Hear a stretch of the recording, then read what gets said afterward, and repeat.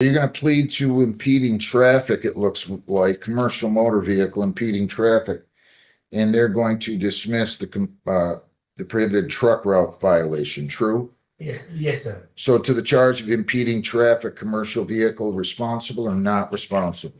Respond. All right, you're all set. I'll dismiss the prohibited truck route charge 235. You can go right down the end of the hall and pay that, and you're all set. Good luck. Thank you, sir. Thank you. Brittany Chapala Tweed. This is 26B150067. If you want to have a seat there, ma'am, you're free to do that. I'll first out. Thank you. Okay, your name? Thank you. What's your name? Brittany Chapala. So it says you're going to admit responsibility? Yes, sir. Okay, to that charge of expired plate, responsible or not responsible? Responsible. I said responsibility. I do ask if I could please, get a payment plan. Sure, I can do that for you. I'll accept the plea to expired plate. Your fines and costs here are $135. And can you pay anything today?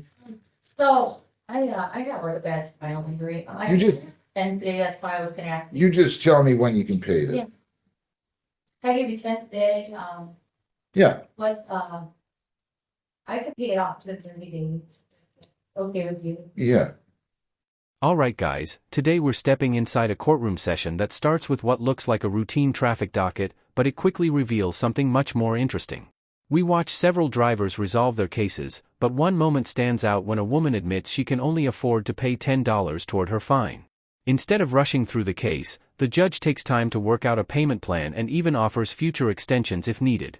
It's a small interaction, but it gives us an early look at how this courtroom operates and sets the tone for everything that follows. Oh, if I may, I seen your viral video. It's good to see you. Take care. Good day. Tylen, Nazier, Latham. All right, so you're going to plead to impeding traffic and they're going to dismiss the speeding, right? Yes, sir. Responsible or not responsible to impeding traffic? I'll accept your plea to impeding, dismiss the speeding, 150. You're all set. Thanks, sir. Yes, you're in the hall to your right. Good luck. Nicholas, Blake, Allen, 267, 246, 148. I believe you'll have a driving. Heather, Yes, Judge. I'm told by Ms. Patillo that maybe that one file, the suspend, got intertwined with Mr. Malone's packet Let me of look here. files. So can you send that one back? I sure can. All right, thank you. Thank you. How you doing, Mr. Allen? This is 267-246-148. Your name? Nicholas Allen. All right, so you're going to plead responsible to impeding traffic, right? Yes. To that charge, responsible or not responsible? Responsible. Let me just check one thing here. This was an accident, right? No. Speeding ticket. Ooh. Wow, you had an accident the next day? The very next day. Says you were unable to stop in the assured clear distance. You got to be careful of that. I'm actually fighting that one too. As the session continues, more traffic cases move through the courtroom at a steady pace. One driver pleads to a reduced charge after having another accident just a day later, prompting the judge to warn him about being more careful on the road. Another case involving a handicap parking permit is quickly dismissed after it becomes clear there was no intentional violation. The final case in this segment features a young student preparing for college, and the judge takes a moment to encourage him before sending him on his way. Everything seems routine, but that's about to change. I'll accept your plea to impeding. On this one, $160 is your total. You go down the hall and take care of that and you're all set. Thank you, sir. Good luck. How you doing, Ms. Davis? So you got a handicap parking permit. You forgot to, or it fell down, is that right? Just make sure you do that in the future, that you have that posted, okay? And the case is going to be dismissed on motion of the police officer. So you're all set. Just make sure you have that posted, okay? Thank you. Good. Okay. Your name? Chase. How you doing, Mr. Moore? Good. How old are you? Graduating? Yeah. Where? Awesome. Good for you. You're gonna plead to impeding? You ever had an offense before, a traffic ticket? No. To that charge of impeding, responsible or not responsible? So what are you gonna do next year?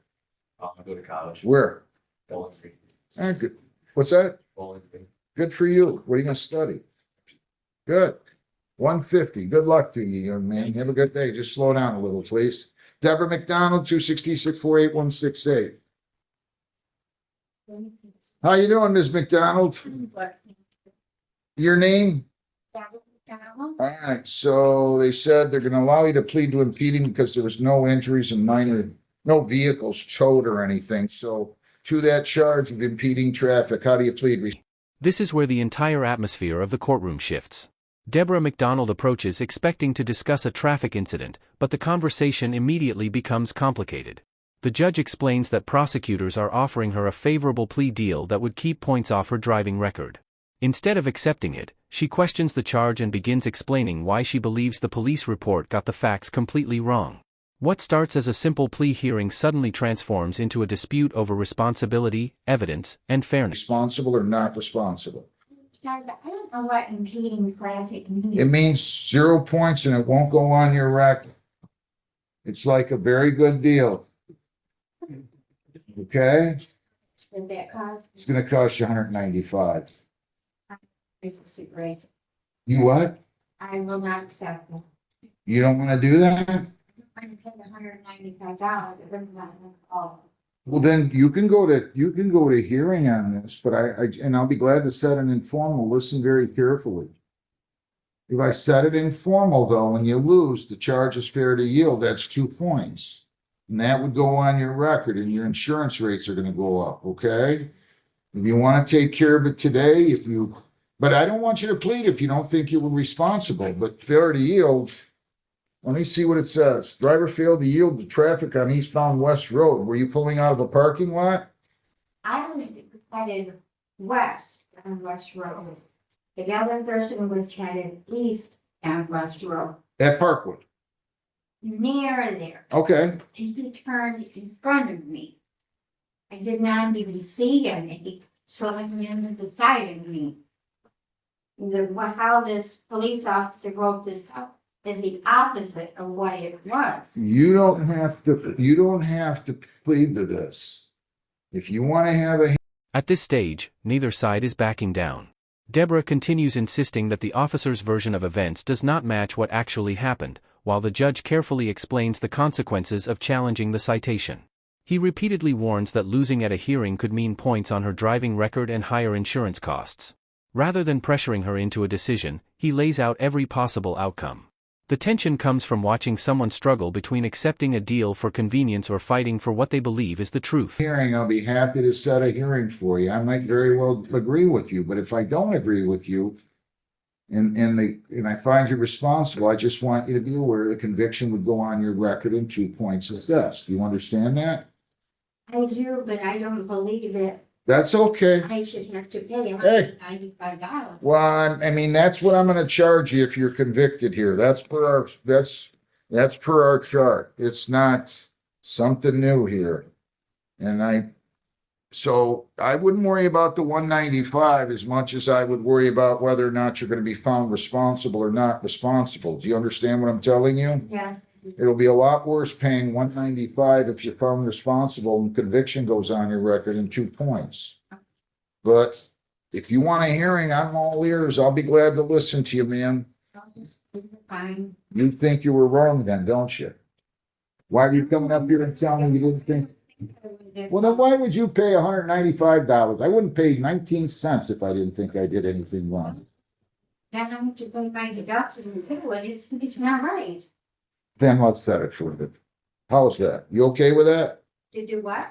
I'll set it for an informal if you want, and you can come back and explain your situation. We'll have the police officer here. But I'm just trying to tell you nicely here, if you lose, the conviction's going on your record, that's all.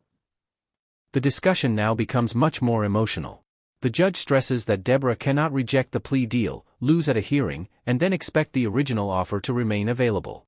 Deborah, however, is clearly frustrated by the entire situation. She explains that her vehicle suffered thousands of dollars in damage and feels the responding officer never truly listened to her side of the story.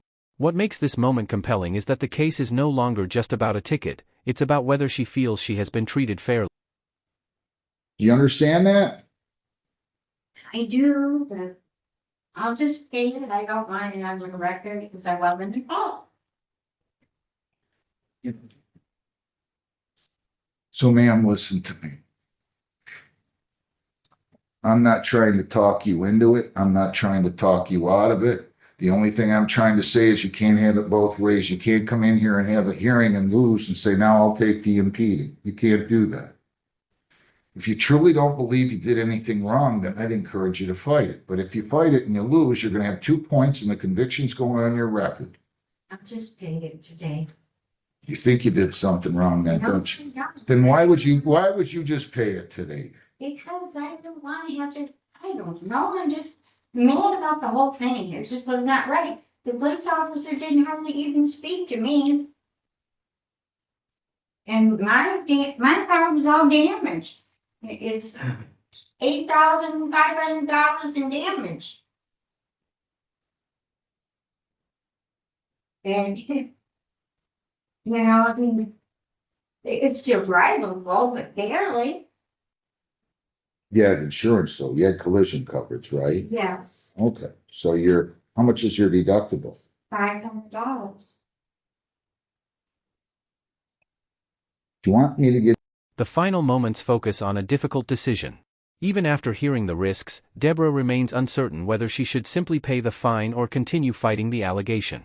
The judge patiently walks through the options one last time, making sure she understands the consequences of each path. Ultimately, a hearing date is scheduled so the facts can be examined more closely. Rather than forcing a quick resolution, the court leaves the door open for a full review. If you enjoyed this breakdown, make sure to like the video, subscribe to the channel, and we'll see you in the next video.